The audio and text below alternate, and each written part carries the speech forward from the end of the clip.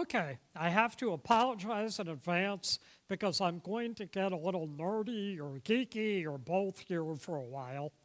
As I was thinking about our topic for today, the human descent of God's Messiah and how that's revealed in prophecy, I thought about something from World War II. You're probably not surprised by that. Specifically, I thought about the so-called Battle of the Beams. This began during the time frame of my first book when Britain was being bombed nightly by the Germans. They used a series of fascinating radio guidance beacons which were opposed by an equally fascinating array of countermeasures. I don't have time to go all into that now, and you probably wouldn't want me to, but it's an amazing and truly geeky story. What I do want to describe is the simple foundation for a lot of these radio guidance systems. Not surprisingly, it's a radio transmitter, one that has two antennas. Every radio signal spreads out from its antenna. Even if you narrow it to a directional antenna, the signal still spreads out in a cone shape. So it's not much use for providing guidance, especially from 200 miles away, because the signal is spread out over a huge area. But if I put two antennas next to each other and point them slightly different directions, the cones of their signal overlap by just a little bit for quite a long distance. One of the systems the Germans used had an overlap of just 100 yards at that distance of 200 miles. So if you send a Morse code dash from the left antenna and a Morse code dot from the right antenna, the radio operator can tell if he's in the left beam, dash, or the right beam, dot, or in the middle, because the radio receiver will receive a continuous tone. It's kind of a genius system. The beams spread. They have to by the laws of physics, but you could still guide a plane right down the middle. And then if you were to put a cross beam that makes a different tone, the navigator can know exactly where he is over the blacked out East English countryside and drop his bombs precisely on target. That's what the Germans did, notably in the bombing of Coventry. All right, so the human descent, the family tree, if you will, of the Messiah, is a lot like this. God did two things that allow us to know that Jesus is the long-promised Messiah. First, he kept narrowing the field of possibilities with kind of directional antennas, starting out with all of mankind and ending with the descendants of David. And then, from those descendants, he intercepted two beams, two lines in the form of Mary and Joseph, the human parents of Jesus. The point is, the prophecy points us more and more narrowly to Jesus, and that God fulfills these prophetic promises to a T. And therefore, we can trust today that this Messiah who has been sent is both true and faithful. So let's begin to look at the narrowing of the Messiah's human line. We'll walk through a number of scriptures, many of which we've already talked about as we've looked at redemption history, because this is God's big story as told in advance in the Old Testament. For a few verses after the first sin, there was no hope at all. Adam and Eve hid themselves in shame. God found them in the garden, and he declared the ways that human flourishing would be cursed because of the sin. But in the middle of that gloom, he mentions for the first time a hope. Genesis 3:14, the Lord God said to the serpent, "Because you have done this, cursed are you above all livestock and above all beasts of the field. On your belly you shall go, and dust you shall eat all the days of your life. I will put enmity between you and the woman, and between your offspring and her offspring. He shall bruise your head, and you shall bruise his heel." Verse 15 is called the proto-evangelium, the first prototype of the good news. The woman's offspring, one of her descendants will come and will take up the enmity or active hatred that exists between the serpent, Satan, and all the descendants of Eve. The serpent will try, with his usual satanic lies, to strike down this promised offspring, but he will only strike his heel. The son of Adam and Eve, on the other hand, will crush the serpent's head and make an end of his ages-long dominion. All we know so far, then, is that some person, some descendant of Adam and Eve, will win the victory over the evil one who tempted them into sin. But God was far from content to allow humankind to search all the tribes and nations of the earth for this deliverer. After the flood and the dispersion of the nations in the Tower of Babel, he chose one man and one nation to narrow down and provide direction for the promise. He chose Abraham. And he said, Genesis 12, "Go from your country and from your kindred and your father's house to the land that I will show you, and I will make of you a great nation, and I will bless you and make your name great, so that you will be a blessing. I will bless those who bless you, and him who dishonors you I will curse, and in you all the families of the earth shall be blessed." So God says, all the nations of the earth are going to be blessed through you, Abraham, or in you, Abraham. And later God adds that this will come through Abraham's offspring. Genesis 22:18, "And in your offspring shall all the nations of the earth be blessed." That's the same word as in Genesis 3:15. Now you may remember that the Apostle Paul talks about this promise and says it pointed to Jesus. Now these promises were made to Abraham and to his offspring. It does not say "and to offsprings," referring to many, but referring to one, "and to your offspring, who is Christ." So we know that Abraham finally had a son, the next in what we sometimes call this line of promise. Genesis 17:19, God said, "Sarah your wife shall bear you a son, and you shall call his name Isaac. I will establish my covenant with him as an everlasting covenant for his offspring after him." He was of the line of promise, but he was not the fulfillment of the promise. God said to Isaac, "Sojourn in this land, and I will be with you, and I will bless you. For to you and to your offspring I will give all these lands, and I will establish the oath that I swore to Abraham your father.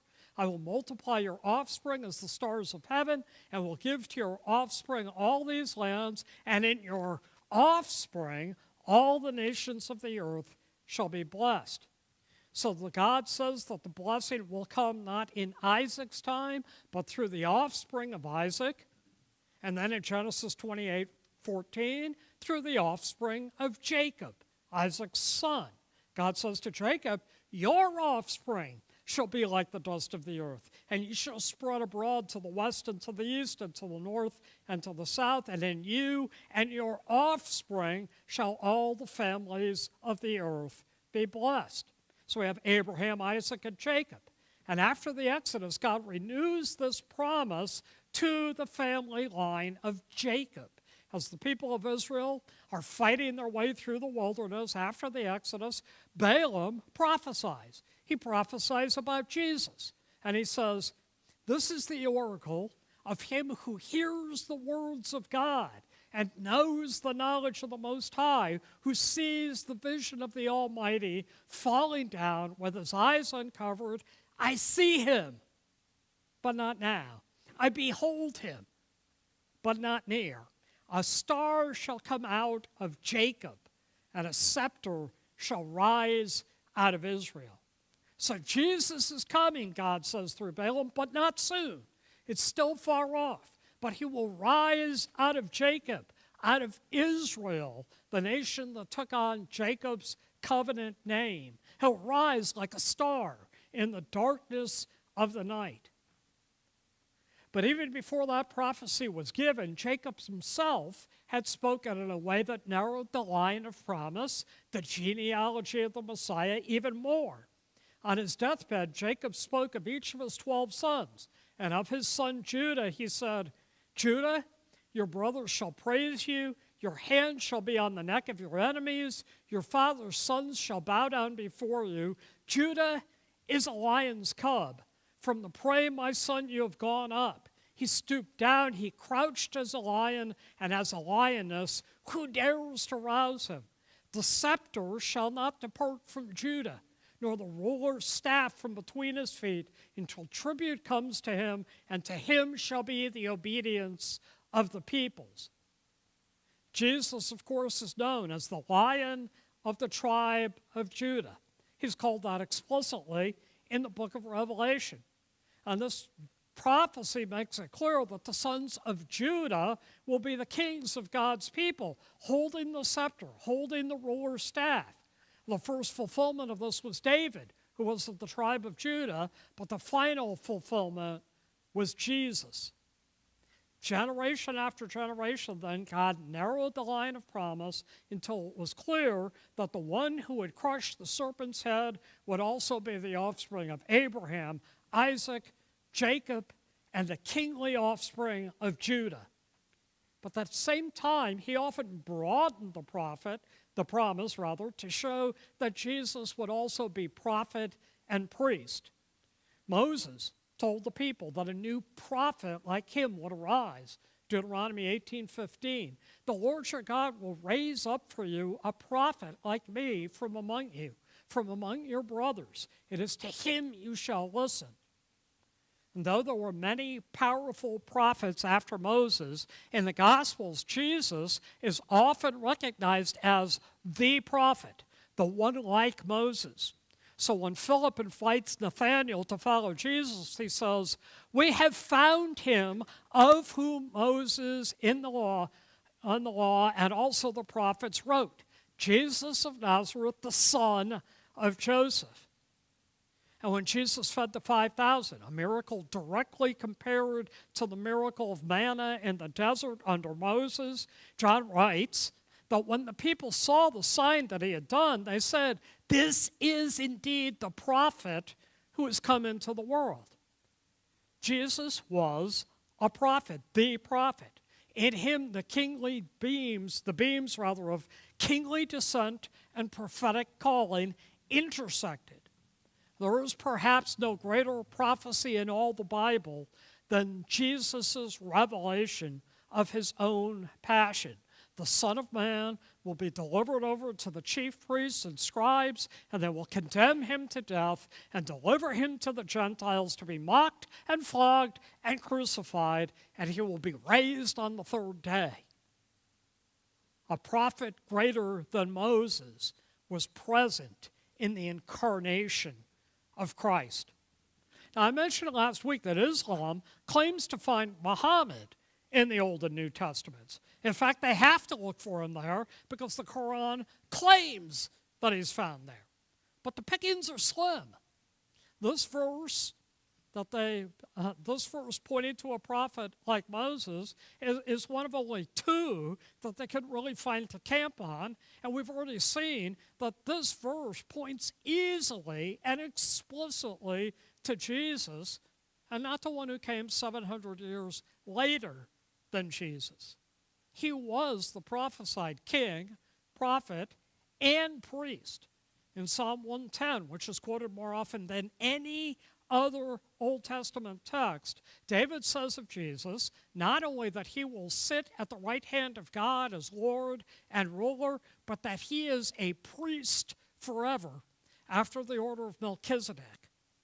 Melchizedek is that mysterious priest figure to whom Abraham gave offerings in the book of Genesis. The New Testament book of Hebrews makes much of Psalm 110, saying of Melchizedek and then of Jesus that he is first, by translation of his name, King of righteousness, that he is also King of Salem, that is, he is the King of peace. And then Hebrews says, we have such a high priest. So it's Jesus whom we celebrate. And he's promised as the prophet, the priest, and the king. The final narrowing of Jesus' human line came almost 1,000 years before his birth at a key moment in God's big story, 2 Samuel 7. We've looked at it before. We're going to pull another key phrase from it next week. 2 Samuel 7:14, when your days are fulfilled and you lie down with your fathers, I will raise up your offspring. There's that key word again. I will raise up your offspring after you, who shall come from your body, and I will establish his kingdom. He will build a house for my name, and I will establish the throne of his kingdom forever. Verse 16, and your house and your kingdom shall be made sure forever before me. Your throne shall be established forever. David and the prophets who followed understood this to point to one from David's line who would himself sit on that throne forever. Isaiah says, there shall come forth a shoot from the stump of Jesse, and a branch from his roots shall bear fruit. Notice, as we've said, that the Messiah is not just from David, but also from his father Jesse, and also from all those who came before, back to Judah and Jacob and Esau and Abraham, and all the way back to Adam and Eve. Jeremiah says, behold, the days are coming, declares the Lord, when I will raise up for David a righteous branch, and he shall reign as king and deal wisely, and he shall execute justice and righteousness in the land. Jeremiah is looking forward to Jesus. I mean, by the time Jeremiah writes, Judah is within 1 or 2 kings of going into exile. But Jeremiah is looking forward to the fulfillment of that promise, and he knows that God does keep his promises, which is a great lesson for us to learn. So what in fact does all this signify to us? We started the Advent part of this series last week by looking at the astounding accuracy of prophecy, the astounding accuracy of Scripture. How can it be, in human terms, that the only man ever to have fulfilled the clear prophecies is also the one who is descended from David and all these others?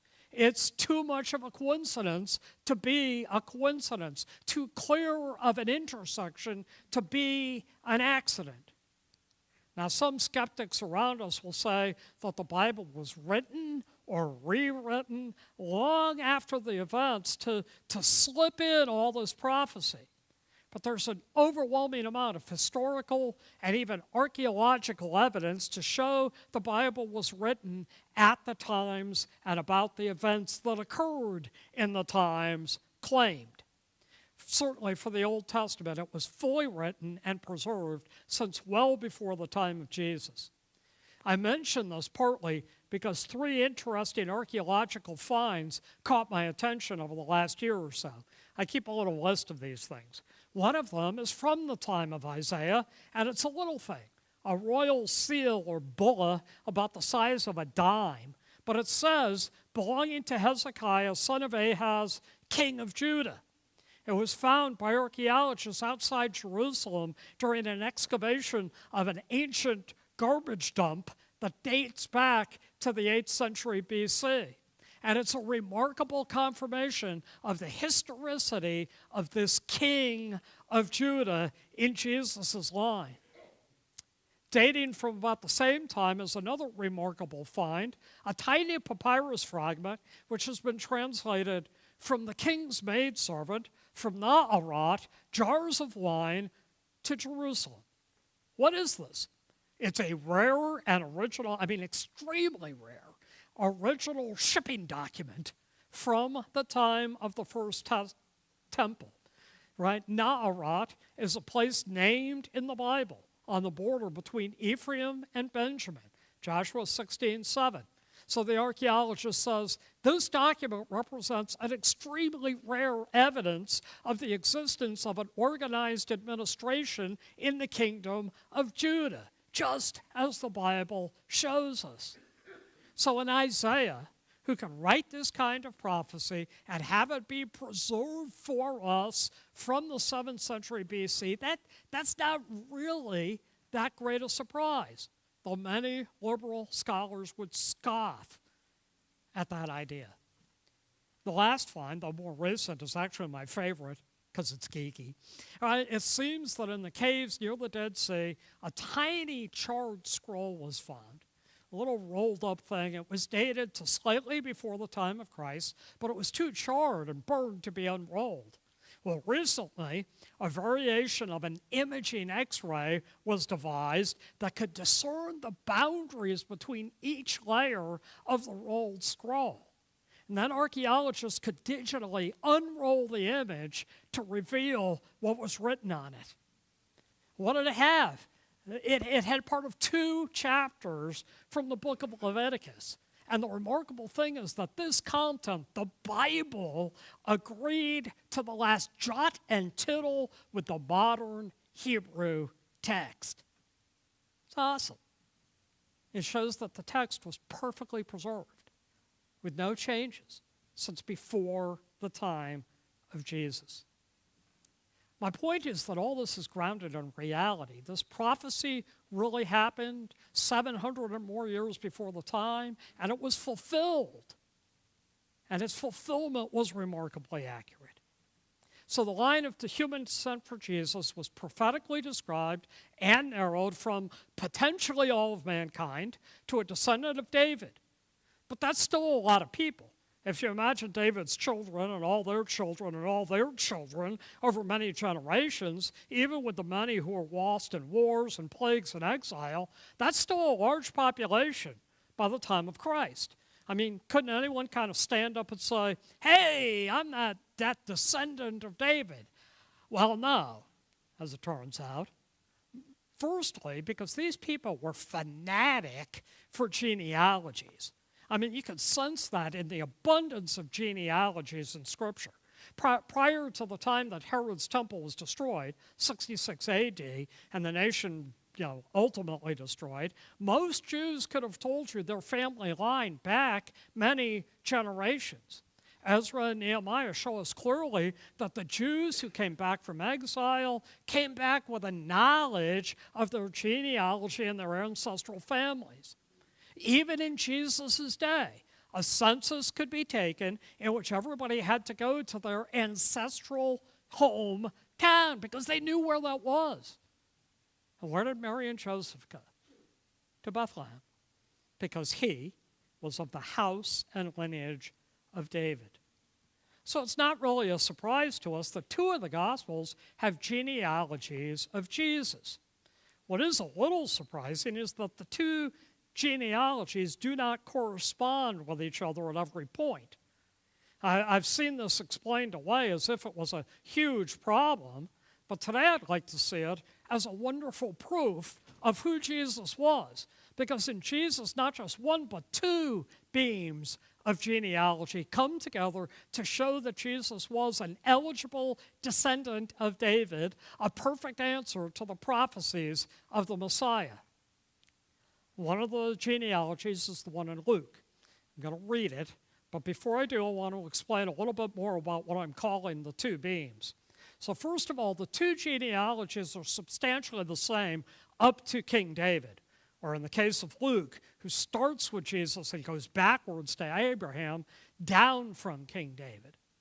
But Luke traces Jesus' ancestry through David's son Nathan. Matthew traces it through David's son Solomon. Clearly, Solomon was king.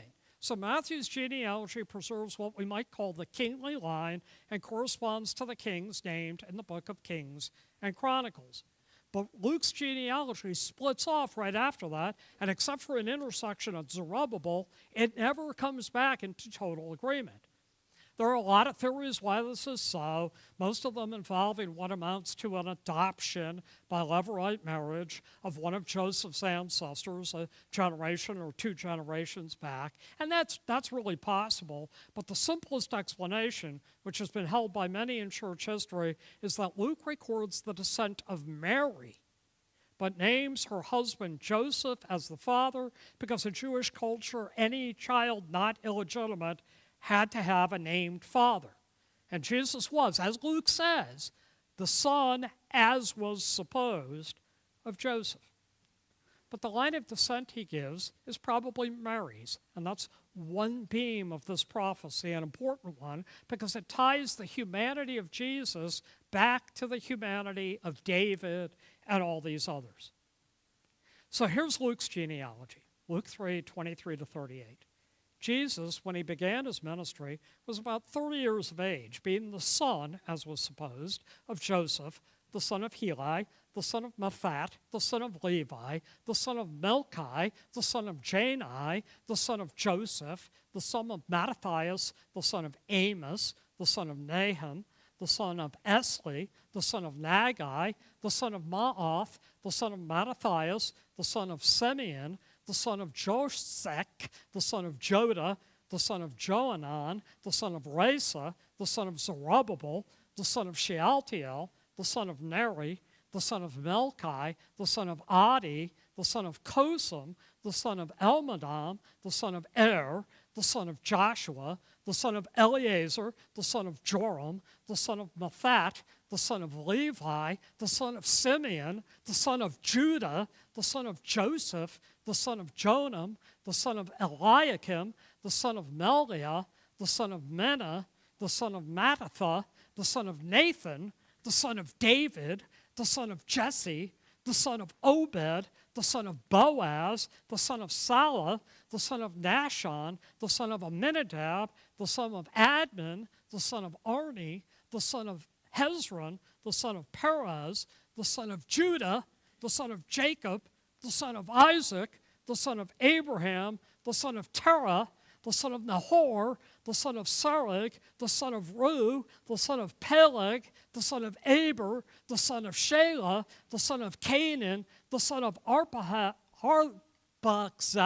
the son of Shem, the son of Noah, the son of Lamech, the son of Methuselah, the son of Enoch, the son of Jared, the son of Mahalalel, the son of Canaan, the son of Enos, the son of Seth, the son of Adam, the son of God. He gives this genealogy from the bottom up because he wants to identify Jesus as ultimately the Son of God. So this is one beam, and it focuses on Jesus. Matthew has a different beam, reading down the genealogy and starting with Abraham. Okay, that wore me out, so I'm going to let Andrew Peterson read this one to you using his song called Matthew's Begats.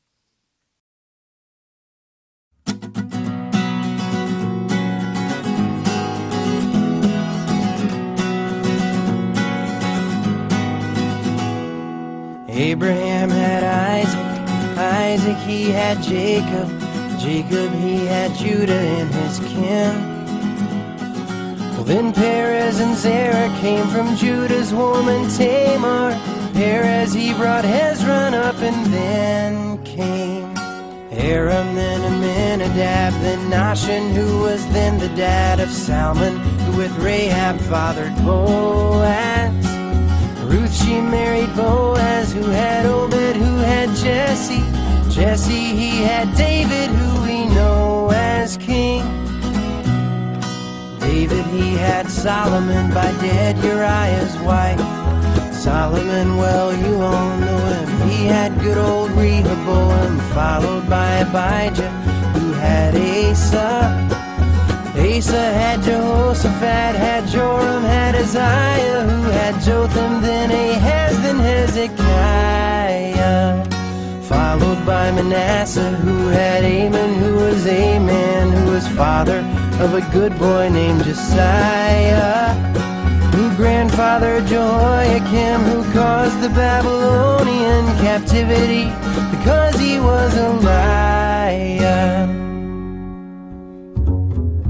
Then he had Shealtiel, who begat Zerubbabel, who had Abiud, who had Eliakim. Eliakim had Azer, who had Zadok, who had Achim. Achim was the father of Eliab. Then he had Eleazar, who had Mathan, who had Jacob. But listen very closely, I don't want to sing this twice. Jacob was the father of Joseph, husband of Mary, mother of Christ. Christ.